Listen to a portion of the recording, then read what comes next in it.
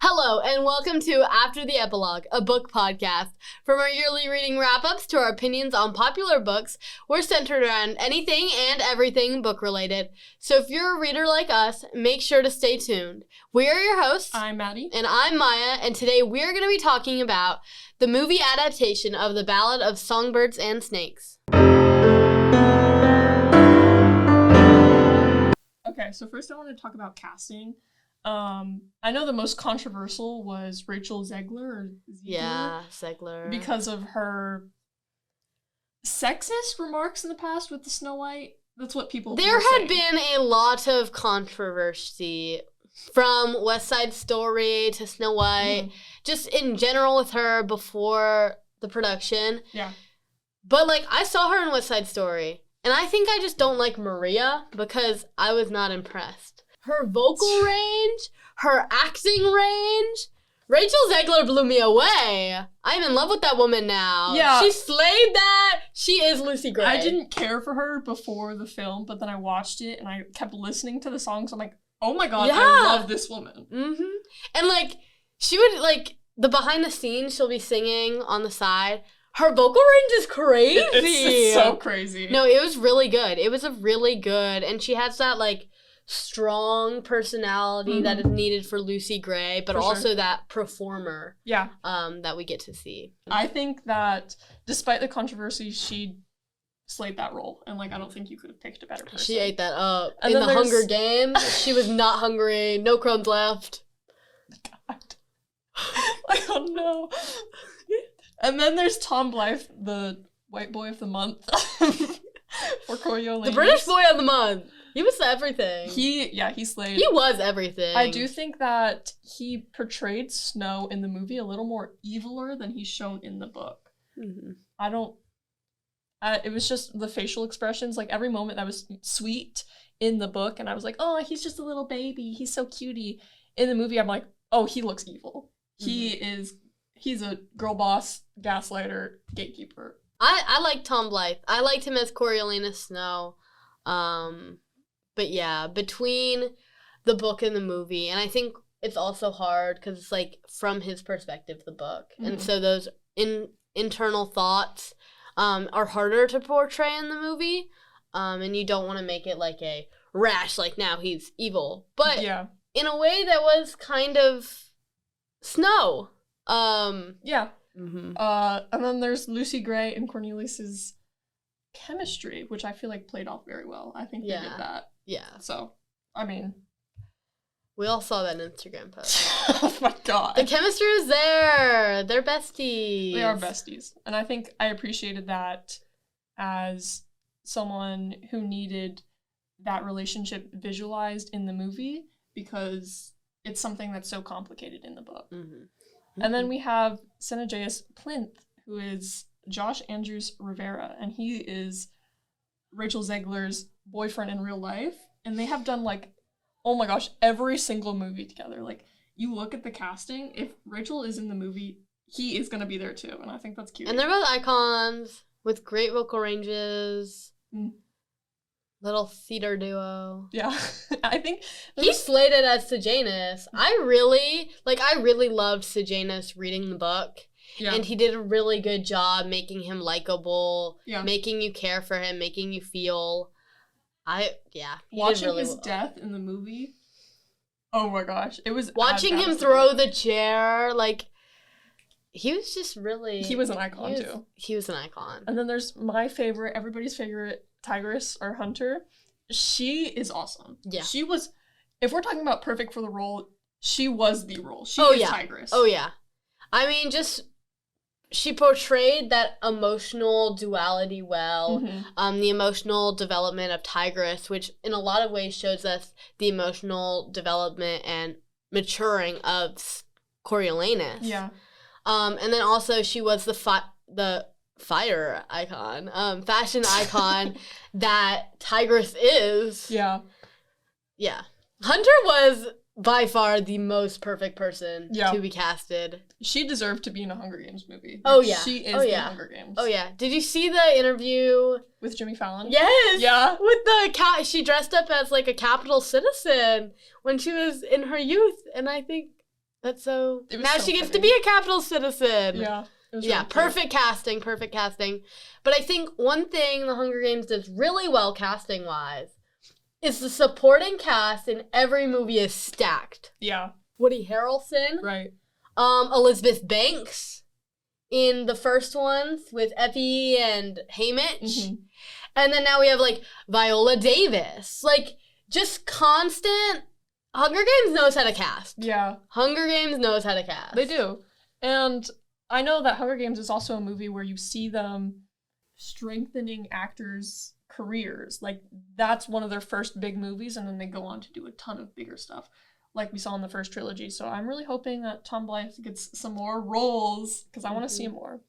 Because it's an adaptation, there are a lot of changes that readers expect. Yeah. The Hunger Games do a really good job of maintaining the integrity of the book in all 5 of the movies they've made. It's really hard to get a series that is so consistent, and The Hunger Games do that really well. But there were some changes. Yeah, I think the most meaningful change for me was Reaper's death. So in the books, his death is kind of pointless. Like, he drags himself over, and he was such a strong character, and I was kind of disappointed in his death, which was he was just poisoned by a water puddle by Lucy Gray. But in the movie, he is warning Wovey? How do you say her name? Wovey. Yeah, he's warning Wovey, like, hey, get out of there, kind of keeping his personality, you know? In the first trilogy, they talk about not letting the games change you, and I think that he was one of the first people who were able to hold himself and his moral code up. And he never killed anyone. Like, he was a very strong character. And it was very much a... What's her name? Rue parallel to me. Because his death meant... It was kind of the arc of the movie. It was, I think, the most beautiful scene. Yeah. Just like the Reaper scenes we got. Him dragging the flag over the fallen tributes, dragging the fallen tributes. It was so symbolic. And to get that final death scene where he is taken almost willingly, just like accepting his fate to the snakes. It was a very beautiful ending for Reaper. And I think it was very fitting. The change that had me most mad, though, was we talked about how Snow's character was kind of changed and how he was a little more evil in the movies, or he showed his evil side before. So the scene that was changed was when Lucy Gray is singing the song that she wrote about him, Pure as Driven Snow or something like that.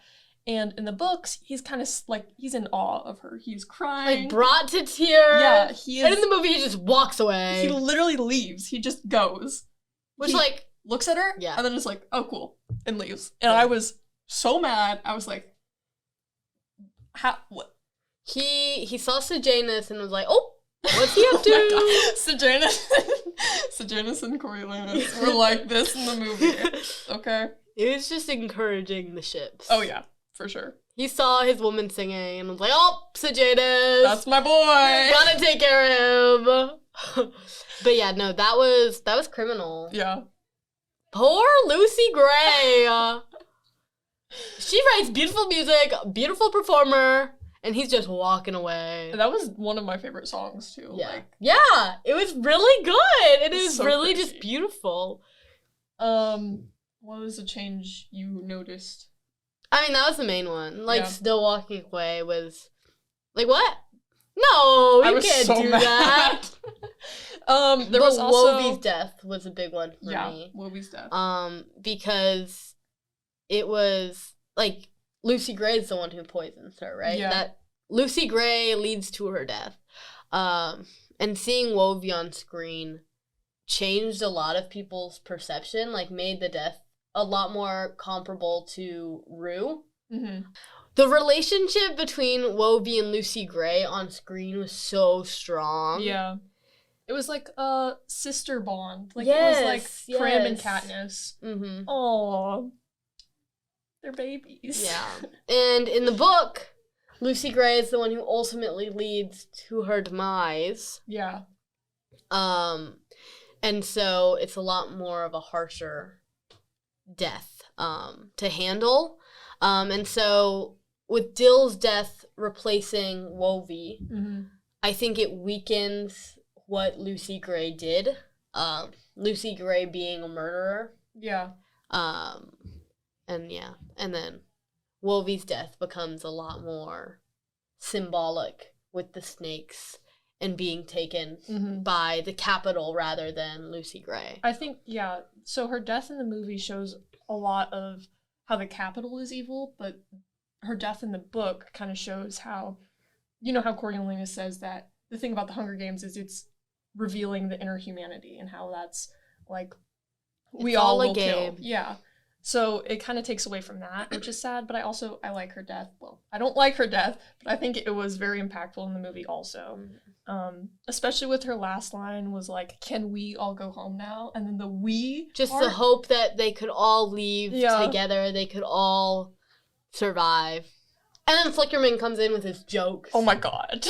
So done with Flickerman. Get your coin out of here! What was his one joke? And everyone was like, oh my Tuberculosis on legs.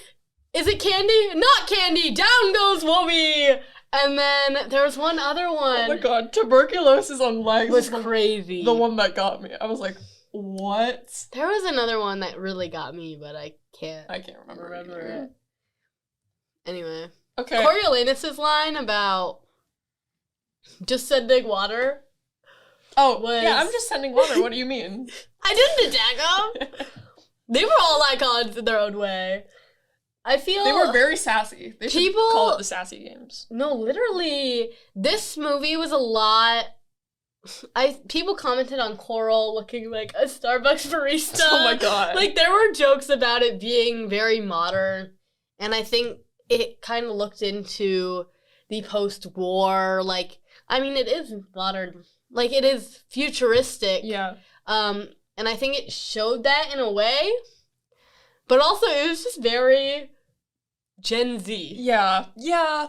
It was just very interesting how it was written and portrayed on screen. Yeah. In terms of making it reflect the modern world, which is dystopian.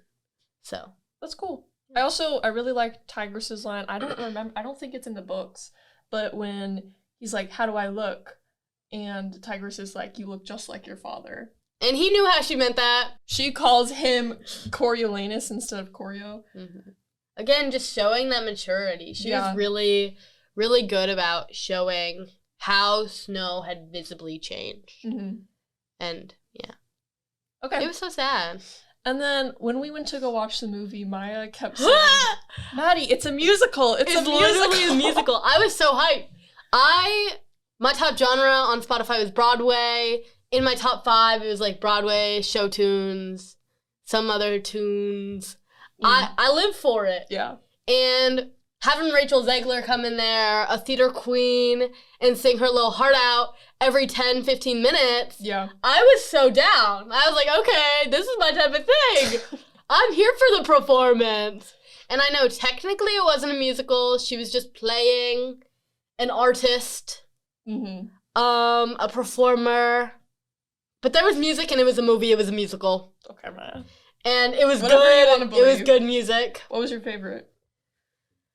There were so many impactful moments. There was the song about Snow, and then there was like with the snakes. Yeah. I think with the snakes. While she's that was just the whole that was just the whole moment, the whole scene overall. Yeah. Was just beautiful. I think my favorite song was Nothing You Can Take From Me. She sings it during the reaping. It's just it's so iconic. Like it's so sassy, it's so woman. And that's the only way I can describe it. And also there's the boot stomping version when they're singing in the club. I could stomp my boot to that. Like I could get into that. And another thing about the Hunger Games is despite the other ones not being musicals, R.I.P., missed opportunity because Miss Suzanne Collins can write music. Oh yeah, she's a poet. Oh yeah. They had stacked soundtracks. We're talking Lorde, Taylor Swift. Yeah. Like, it was the amount of people who have written music for the Hunger Games is absolutely insane. It is. And you gotta go look back at those playlists because you will be surprised. But on this one, we really only saw Olivia Rodrigo. Yeah. And they gave her the opportunity. She did it solo. She ate that up. She did no so crumbs good. left. That is the Hunger Games. And it defines Lucy Gray's character so well. Like, instead of the ballad, the lyrics in the ballad that we see in the book, I think this is kind of the new Lucy Gray ballad. Because it defines the mysterious aspect of her character, and I think it's very... Yeah. It was great. It was beautifully done. Yeah. And not only does it represent Lucy Gray, but it's relatable to so many other characters throughout the Hunger Games franchise. Yeah. And it did an incredible job, like this movie overall, capturing the essence of the Hunger Games. I agree. Also, another thing I would like to point out, can we talk about the set design? Like, they were at real sets, and the Hunger Games does that really well. I think in many ways we've gained this technology, we use this technology. It's a lot like the Hunger Games drones. They're ineffective, because we can use green screens, we use them. Because we can use, CGI? Yep. Because we can use CGI, we use it.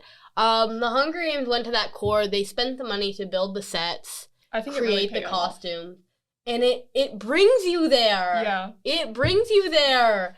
And it was so beautiful to see in theaters. Because as good as CGI and green screen have gotten, you as a watcher can always tell, you know? Mm-hmm. And so being able to be immersed inside of the scene, I think it was worth the money. Mm-hmm. And, like, I don't go to movies. Like, I'm not the type of person who will go to a Marvel movie and be like, oh, yeah, that was totally in a green screen.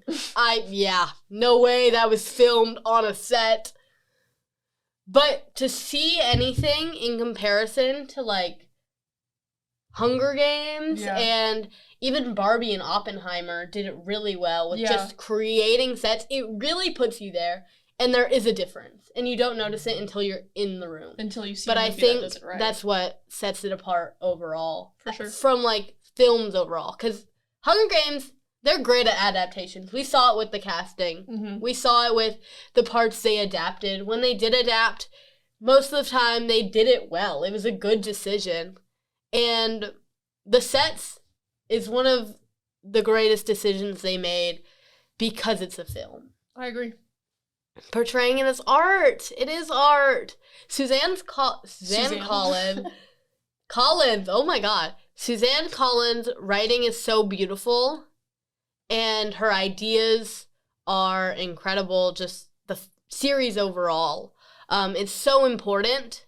And it should be a classic. It means so much as we advance as a society. Mm-hmm. I think it's very important to keep those ideals in mind. And another reason why it should be art. It is art. Mm-hmm. And the movie did a very good job keeping the story, keeping the idea and the messages, but also making it art. Yeah. Portraying it as art. And I think that was really great. So overall, amazing movie, 5 out of 5. Go watch it. Yeah, watch it multiple times. Thanks for watching this episode of After the Epilogue. Check out After the Epilogue on Instagram and Twitter. It'll all be up here, all of the socials to check out for behind the scenes and updates. After the Epilogue is hosted and produced by Madelyn, Glenn, and Maya Ortiz. Thank you. Bye.